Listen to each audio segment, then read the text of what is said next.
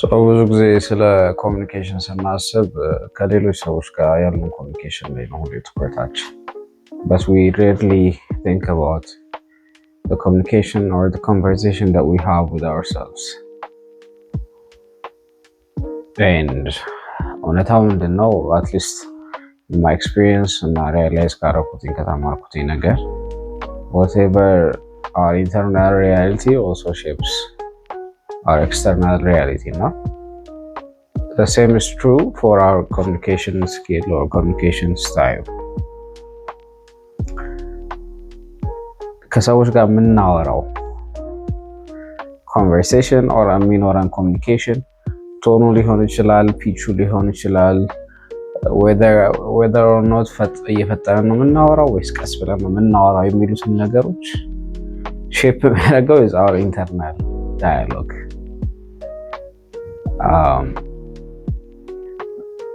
realize ያደረኩበት መንገድ ምንድነው?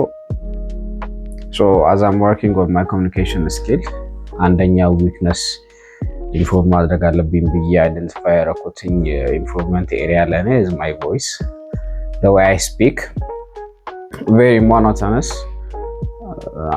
Now I'm proving it. At the time of realizing that my voice was weak, እና ሞኖቶነስ መሆኑ እና እሱን ኢምፕሩቭ ለማድረግ ዲግ ማድረግ ስጀምር፣ ሪሰርች ማድረግ፣ ፕራክቲስ ማድረግ ስጀምር ሪያላይዝ ያደረኩትኝ one of the factors that was contributing to my voice being a monotonous one is my ኢሞሽኖችን ኤክስፕሬስ ከማድረግ ወደ ሰፕሬስ ወደ ማድረግ የማድረግ ኢሞሽናል ሃቢት ስለነበረኝ I choose to not feel a certain emotions. and የኛ voice ደግሞ ኢሞሽናል ስቴታችንን ሚሚክ የሚያደርገው ቶናችን when we are excited it shows in our voice, when we are sad it shows in our voice.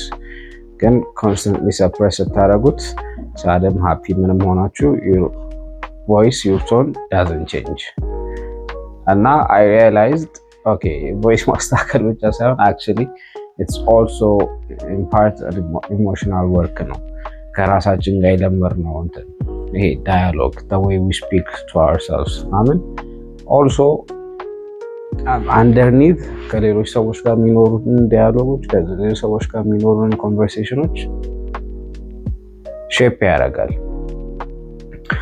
ለምሳሌ if we feel insecure about certain things በራሳችን ሊሆን ይችላል whatever ስናወራ የምናወራበት ቶን ኤክስፕረስ ብናደርግበት፣ አንዳንዴ ደግሞ ሀሳቦችንን እናውቃቸዋለን፣ ስለምን እንደሆነ እናውቃለን፣ ኮንተንቱን እናውቃለን፣ ግን ስናወራ doesn't translate. አንዳንድ ነገር አስበን ሌላ ነገር ልናወራ እንችላለን ነው።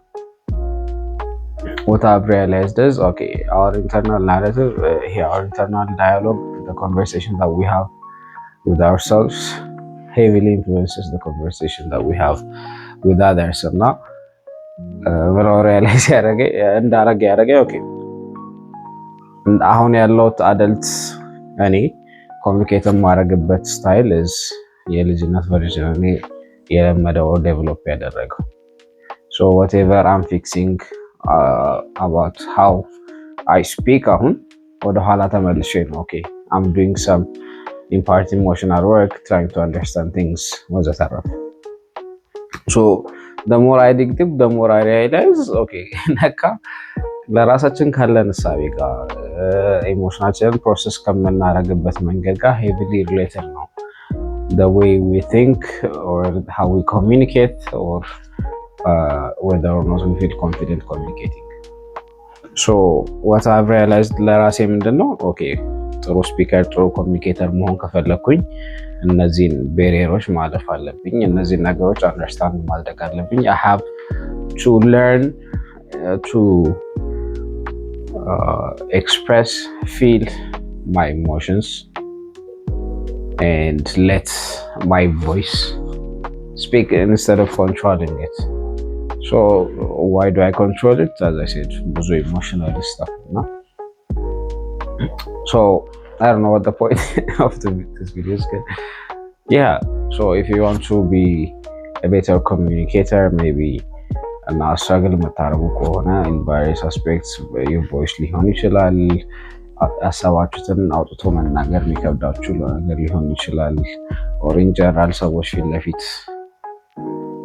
ቆሞ ማውራት ኦር ኤክስፕሬስ ማድረግ ራሳችሁን ኤክስፕሬስ ማድረግ ሀሳባችሁን ኢሞሽናችሁን ሊከብዳችሁ ይችላል እና ይሄ ሃርድ ስኪሉ እና ፕራክቲስ ማድረጉ እንዳለ ሆኖ አንደርላይንግ ፋክተር ለምንድን ነው እንደዛ የሆናችሁት የሚለውን ነገር ደግሞ አይ ቲንክ ቢት ዲግ ብታደርጉ ዩል ፋይንድ ሎትስ ኦፍ አንሰርስ ዴር።